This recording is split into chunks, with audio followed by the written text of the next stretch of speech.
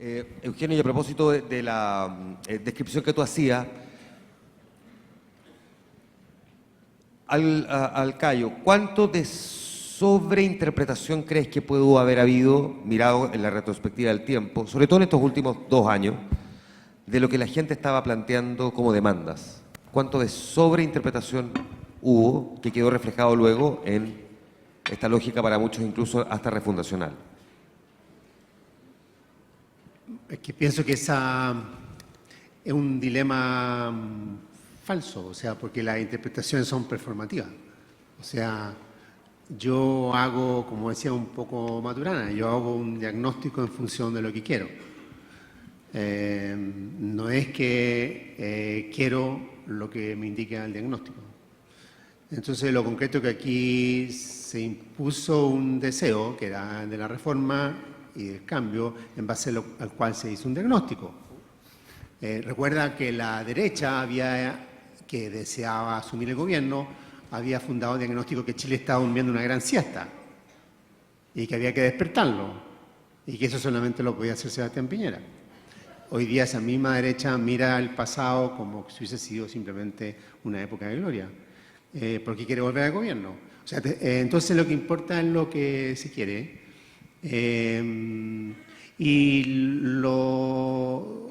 Eso, entonces no creo que la discusión sea si el diagnóstico estuvo bien o estuvo mal, sino lo que se quiso, si estaba bien o estaba mal. Tú decías, Juan Carlos, que a la empresa, porque podemos llevar los distintos ámbitos, pero a la empresa le faltaba capacidad adaptativa. ¿Le falta capacidad adaptativa por falta de voluntad, por no querer ver, por ausencia de visión, porque no están los talentos para tener esa capacidad? ¿Por qué razón? Aquí podríamos conversar harto. A ver, primero, hay ciertas cosas que uno encuentra en las empresas chilenas en general que van en contra de la capacidad adaptativa. Por ejemplo, un exceso de jerarquía. Por otro lado, un cierto temor a la franqueza, al poder tener esta, digamos, apertura a la discrepancia. Entonces, cuando alguien ve algo que le parece que puede no estar suficientemente bien, tiene que darse 1000 vueltas antes de atrever a poner eso arriba de la mesa, particularmente cuando tiene gente arriba de ella, ¿no es cierto? Esas son dinámicas internas dentro de las organizaciones. Pero también tenemos una cosa durante los 10 últimos años externa. Nosotros vivimos un superciclo de los commodities.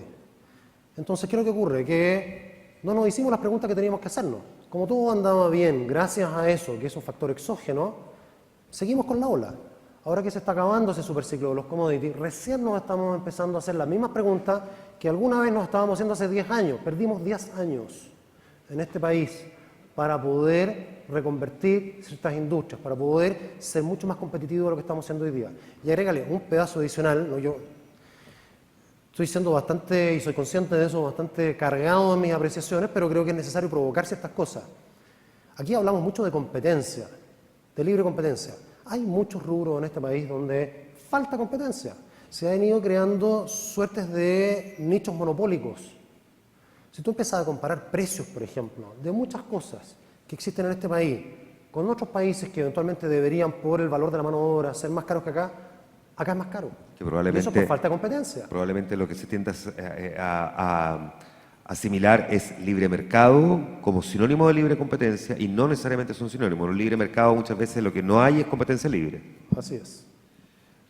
Solo para terminar, Eugenio, te quiero devolver a la política, pero ya que te tengo aquí sentado te tengo que preguntar, porque tenemos esta mirada también un tanto crítica sobre cómo el actual gobierno ha intentado sacar adelante su reforma y el debate sobre si en el fondo eran las reformas que se requerían más que la manera en que las ha tratado de sacar adelante, que es una discusión que hay hoy día probablemente entre los viejos actores y los que forman parte de la nueva mayoría.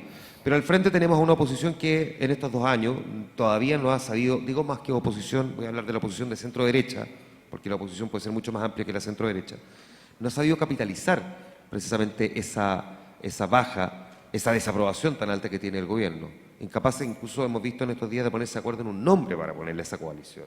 ¿Por qué? Porque lo que hoy día llamamos oposición tuvo una derrota muy abrumadora en 2013. hizo una promesa de cambio colosal, a la cual la ciudadanía le dio la espalda. Y además,